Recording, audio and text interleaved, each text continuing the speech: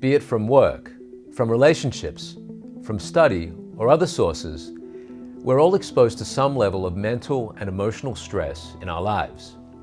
While we can't always control those circumstances, we can improve how our bodies and our minds respond to stress. And a crucial aspect of that is through nutrition. Today we break down nutrition for a calmer mind to its three most basic components with the help of brain health expert Dr. Daniel Monti. Which foods spike anxiety? How does brain inflammation disrupt calm of mind? And which nutrients can douse the flames? Join us to probe these and other aspects of nutrition for a healthy mind.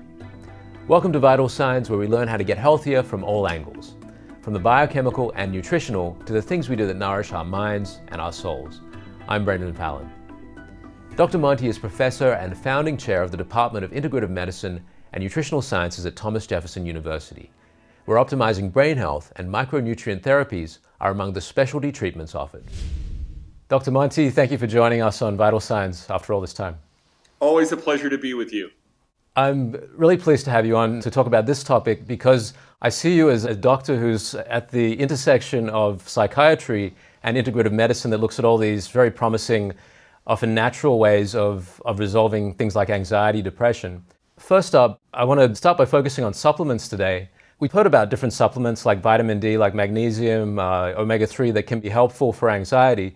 But if someone is having difficulty functioning, if the anxiety is impacting them in different ways in their day-to-day life, could they really expect supplements to have a significant effect on that? I think your question is really leading to the importance of the answer. Because anxiety needs to be addressed in a multifactorial way. Once somebody has developed true anxiety, then one supplement isn't going to be some cure-all for it. You really need to take a whole life approach to it. I start by looking at any possible causes of the anxiety. Is there something going on in the person's life that is making their current anxiety levels worse? Oftentimes stress is a big contributing factor. And does the person have effective mechanisms of coping with stress or whatever the stressful situations are? And there's a lot of different directions we can go with that, from meditation to even exercise, but also going back to the original question about supplements, diet in general, because people can be consuming things that make anxiety worse, such as substances that are excitatory to the nervous system, like too much caffeine. Oftentimes people are getting burned out and stressed, and then they're looking to combat that with things that push the nervous system, such as caffeine and other types of stimulants. When we do this, then we're on a perpetual negative cycle. It can make anxiety worse, it can make coping with the stress harder, and debilitate the person over time. So what does the diet look like? What types of things is the person consuming? So if somebody is eating a simple carb diet and grabbing lots of convenience, starchy, sugary foods to get through the day, they're going to have these blood sugar ups and downs, these spikes and then crashes. Those spikes and then crashes can contribute to a feeling of anxiety and also take away from the person's overall psychological emotional reserve.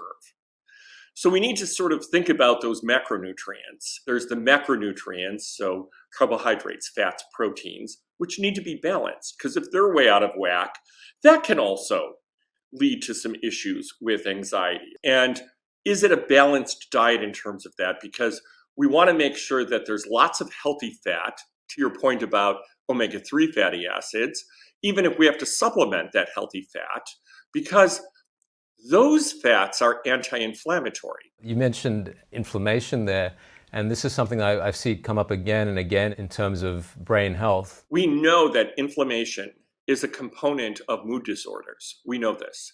And in fact, even some of the medications that are used for mood disorders, for depression, are shown to have some anti-inflammatory effect, some of them. We know that inflammation is one of the culprits of neurodegenerative decline. We know that inflammation is one of the culprits of Alzheimer's disease. And inflammation is made worse by a lot of the factors that I just mentioned. In fact, some people are even calling Alzheimer's disease type 3 diabetes because of the big contribution of metabolism. But back to depression and anxiety, the same factors that make cognitive decline worse make depression and anxiety worse. And I say depression and anxiety together because the two very frequently go together. It's not typical for somebody to be experiencing significant day-to-day anxiety but have an upbeat mood. The two usually go together, and inflammation makes this whole process worse. This is known. And so we want to mitigate inflammation. And one of the ways we do that is with diet and making sure that we have enough of those anti-inflammatory foods, which includes those omega-3 fatty acids that you mentioned, those foods that we know sustain us, those foods that actually contribute to a more anti-inflammatory picture, like leafy greens and healthy fats, because people tend to grab comfort foods. It's a negative cycle that I often am helping people to get out of, and we do it in a step-by-step way. And that's where there is a role sometimes for supplementation of the healthy fats, like omega-3 fatty acids. And omega-3 seems to be a really critical component of a good diet for general brain health, for countering inflammation and potentially reducing anxiety. But how should people be getting this? What is the optimized way to get the omega-3 that you need? So I like to get as much of it as possible from the diet, but I'm also a proponent of taking extra omega-3 oils in different ways. So in terms of the dietary sources of them, when it comes to animal protein sources, the preferred one is fresh fish. And there's some that are better than others in terms of having the omega-3 fat. Salmon is rather common when it's wild. It has better quantities of the omega-3 fat. There's others such as mackerel, but really I tell people choose the ones that they like, with the preference being the non-large predatory fish. So things like swordfish are problematic because they have more mercury content, tend to have more parasites. So the less predatory fish, some of the smaller fish.